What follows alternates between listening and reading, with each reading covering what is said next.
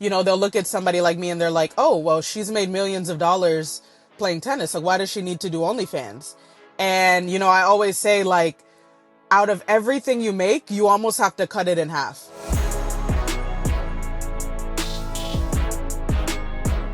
We have a very special guest on the show with us today. She's a pro tennis player who has been playing at the highest level for 14 years. She's won 3 ITF singles and is currently leading the charge advocating for better pay for tennis players. Please welcome Sachia Vickery to the Fumble. Thank you so much for coming on with us. Hey guys, thank you for having me. I'm excited.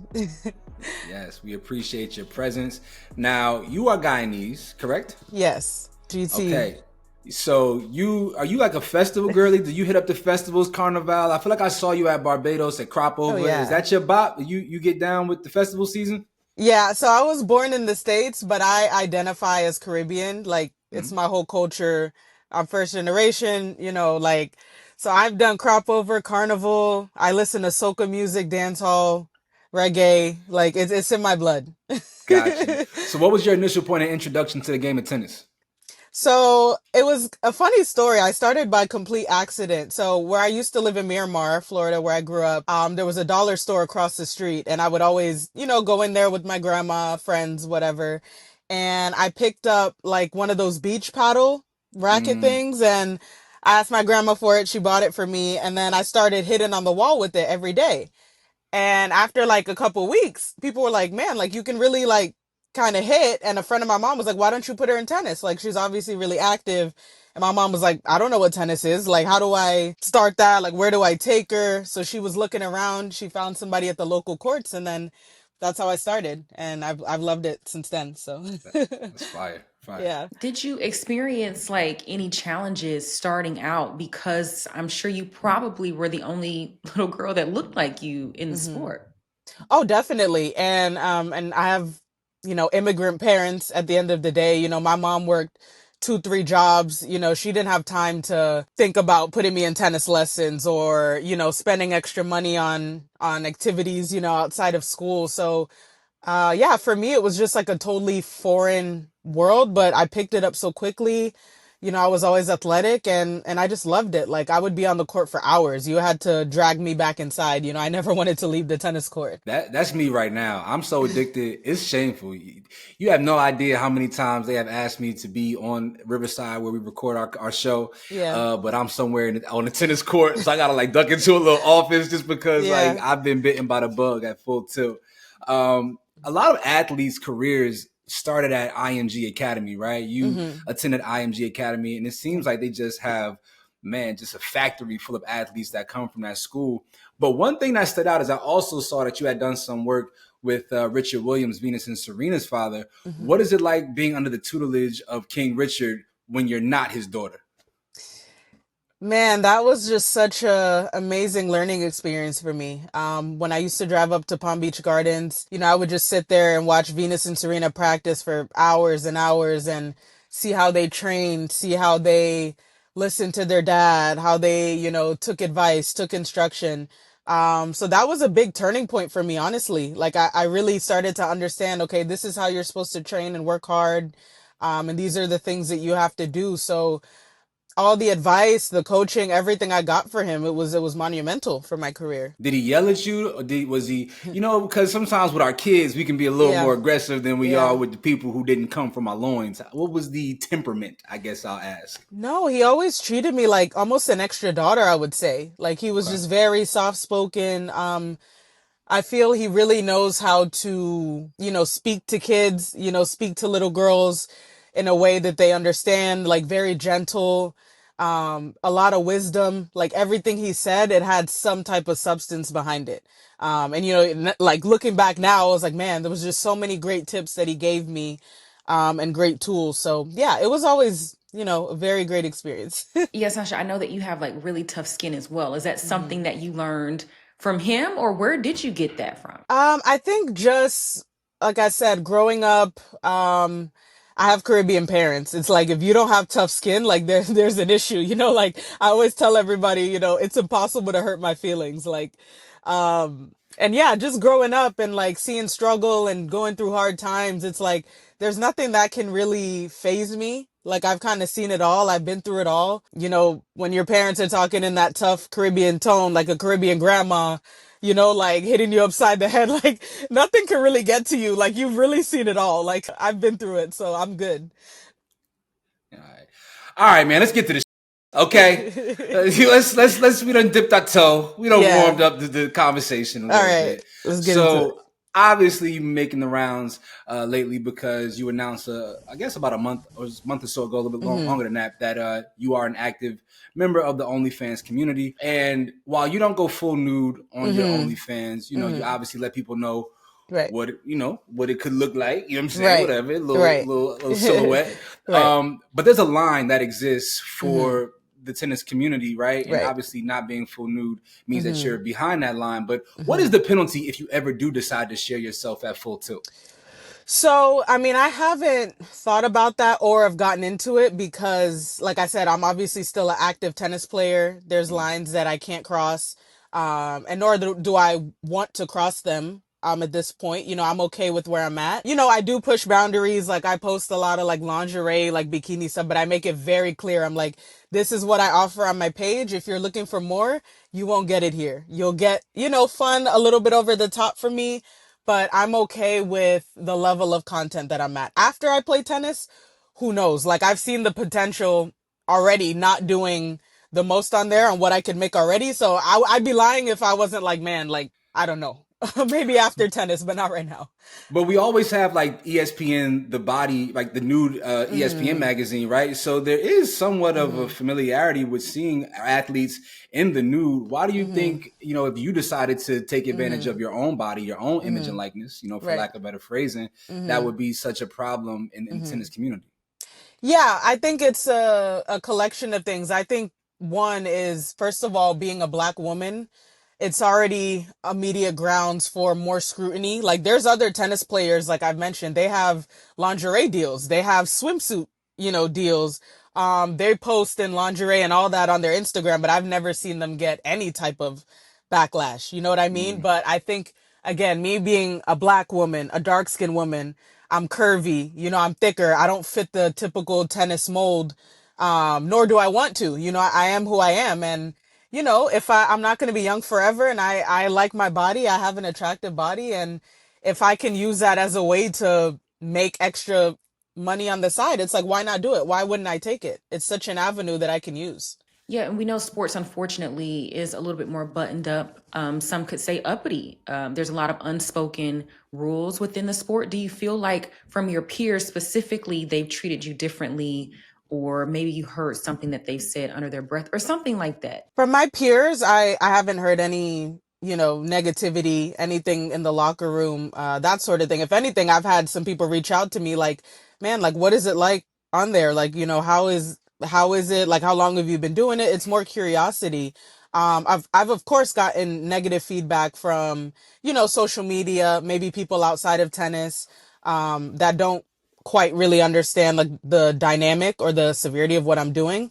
Um, yeah, but so far, I haven't really gotten anything from my peers. And to be honest, I don't really care much because, I have friends on the tour. I have close friends, but at the end of the day, we're all in competition with one another. So, these are people that, I respect as colleagues, but as close friends, I have a few on the tour. It's not that many. Yeah, and we've seen a lot of conversation being had specifically about pay and how much it costs to be an active tennis player. And Yeah. this is something that is helping you. Let's talk about that a little bit.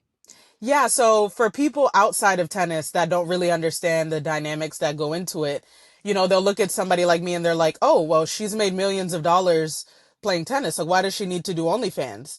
And, I always say, like, out of everything you make, you almost have to cut it in half. Again, I can easily spend, and this is with budgeting, trying to find like reasonable prices here and there, 100K a year. And that's for coaching, hotels, food, physio, recovery, diet.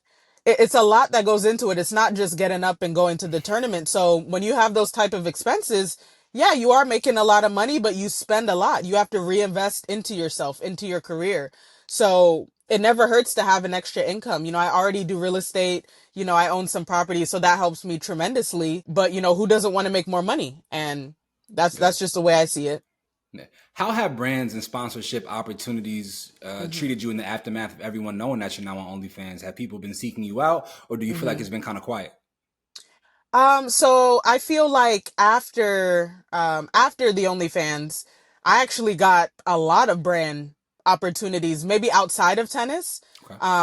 Not really in tennis necessarily, but I've gotten offers to do more stuff with OnlyFans, be an OnlyFans athlete, which I'm working on now. Swimsuit companies have reached out to me. So I've actually opened doors for myself outside of tennis now.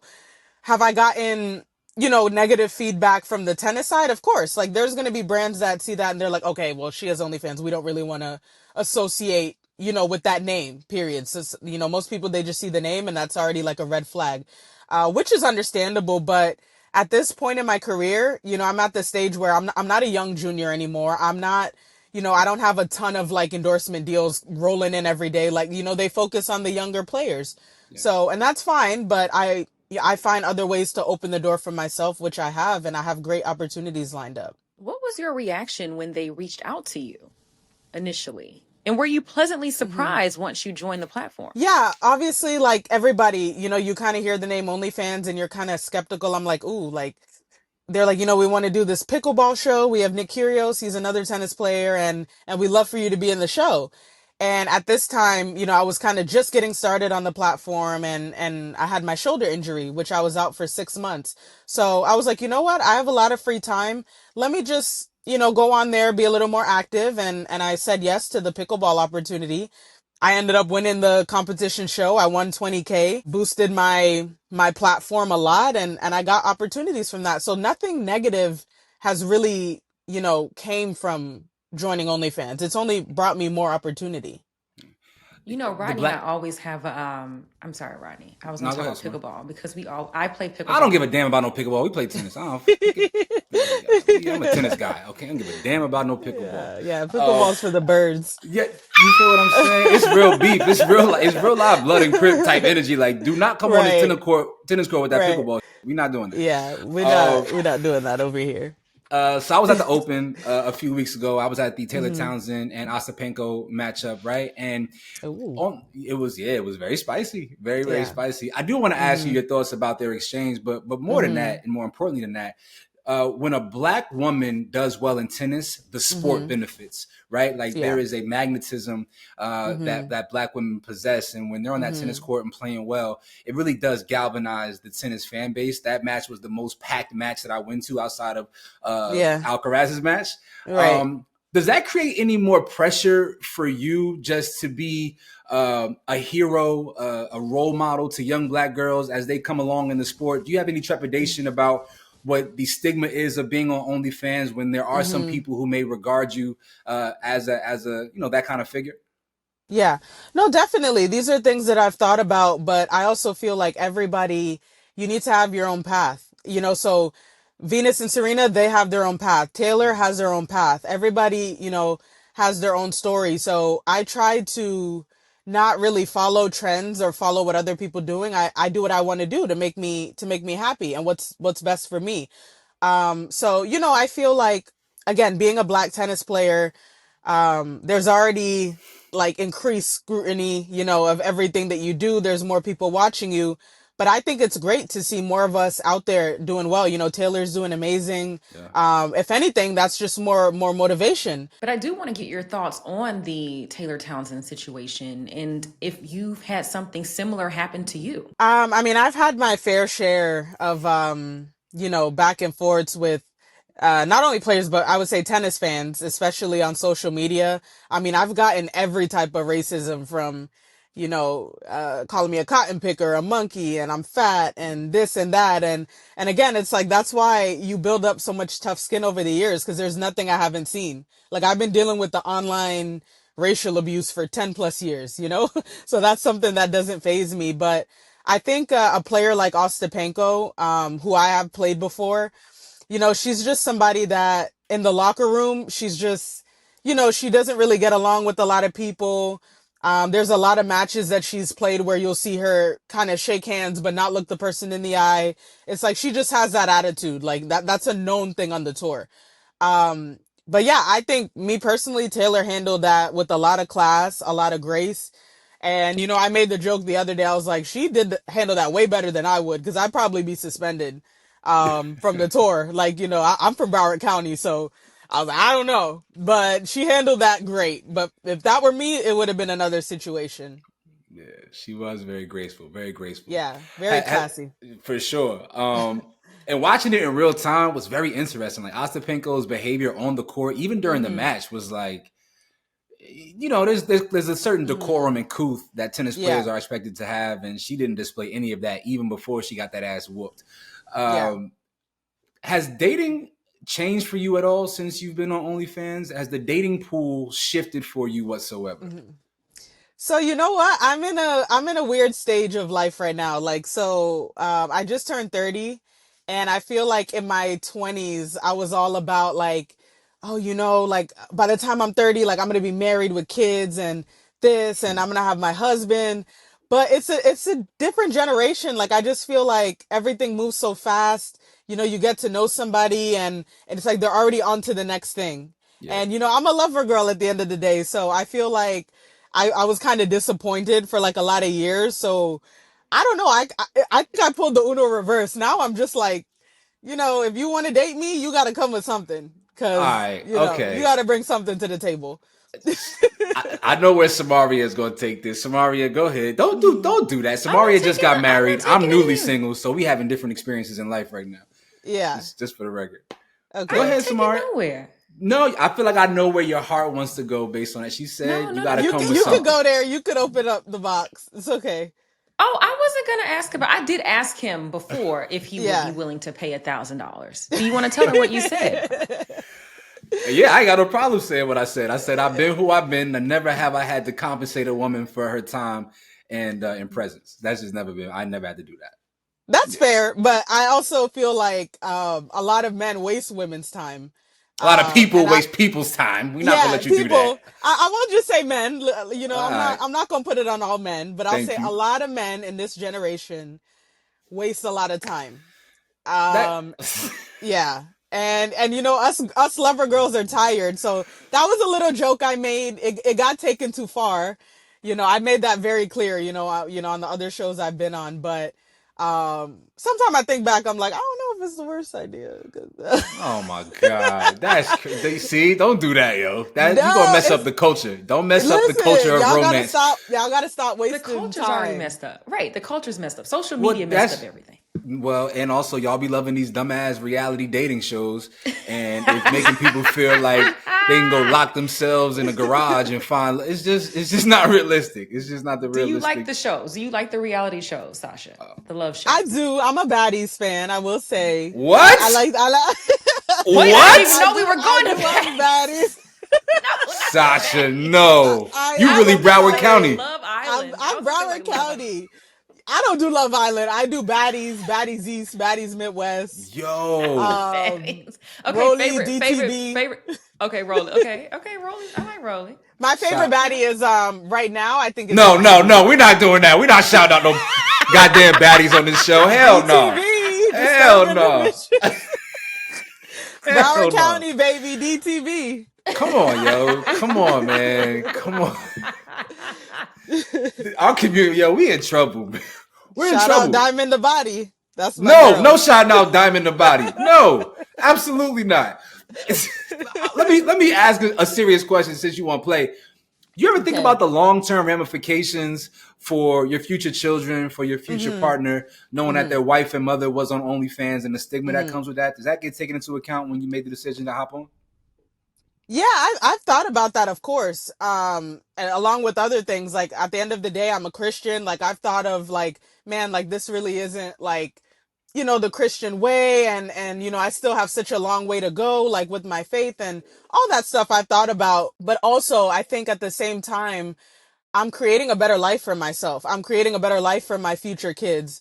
I'm creating a life where I can help my family, which I already, I've supported my family almost my whole entire life. So I take pride in those things. I don't want the people around me to struggle anymore. I don't want myself to struggle, which I did for most of my life.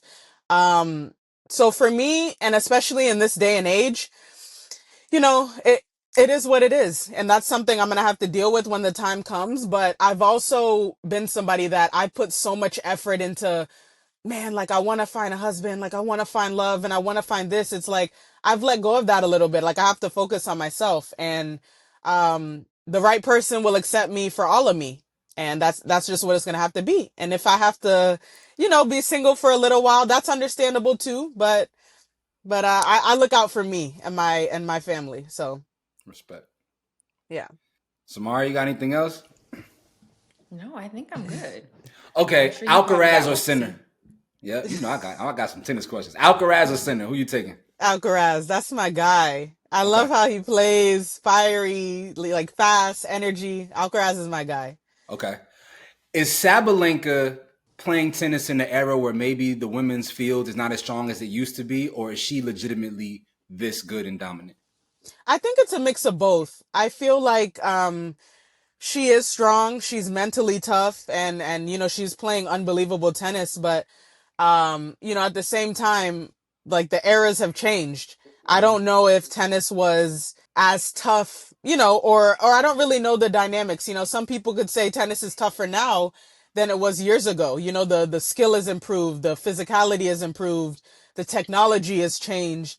So there's a lot of dynamics, but one thing is for sure is, you don't get to number one in the world and winning slams without being the absolute best. And she's proven that. So, it's just her time, and she's an unbelievable athlete. She seems like a great person off the court. So, she's doing a lot for women's sports. She does seem fun.